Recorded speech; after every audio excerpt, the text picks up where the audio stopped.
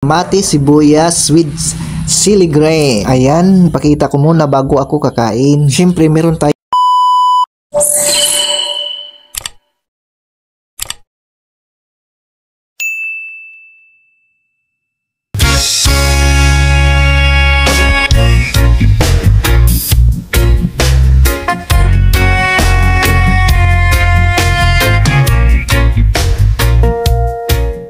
Magandang tanghali mga kaduki. Ako po ay magluluto ng tinabal para tanghalian. Hinuhugasan ko na yung kawali para lutuan. Dito pala yung kawali na nasunog. Nasunog kasi yung kusina namin dati. Hindi ko na maalala kung kailan yun. Madaling araw nasunog yung kusina namin. Nabuti na lang yung kapatid namin nagising. Buti na lang meron kaming pundong tubig sa siya. Nasunog lahat yung mga sinampay namin doon sa kusina. Pati yung kaldero namin nasunog at natunaw. Tapos naman tayo dyan. Dito naman tayo. Kukuha na tayo ng tinabal. Isang piraso lang kasi ako lang kakain. Hindi pa ako kasi nangalian. Tapos na silang kumain. Sila tatay sa kananay yung mga pamangkin ko. Tapos na kumain. Ako lang hindi pa kumain kasi may ginagawa pa ako kanina. Hugasan muna natin yung tinabal para hindi maalat. Pagkatapos ilagay muna natin dito sa plato. Kuha tayo ng tadtaran tapos ilagay natin dito yung mga sangkap. Syempre ating balatan na yung sibuyas. Tsaka natin hiwa-hiwain. Isunod na natin yung kamatis. Hiwain natin. Pagkatapos yung sili na green. Hiwain din natin yan.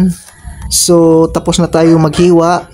Ilunod na natin yung mantika. Siyempre, yung sakto-sakto lang na ilagay nating mantika para sa isa nating tinabal. Painitin muna natin yan bago natin ilunod yung tinabal. So, ayan na, nilunod na natin yung tinabal. Siyempre, luto na yung tinabal natin. Ilagay na natin yung mga sibuyas.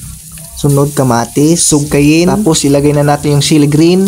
Mix ulit, mix. So, ayan na, luto na yung mga sibuyas, kamatis natin. Ibalik na natin yung tinabal na luto na. Tapos, sugsugkayin. Yan, mix. Yes, mix.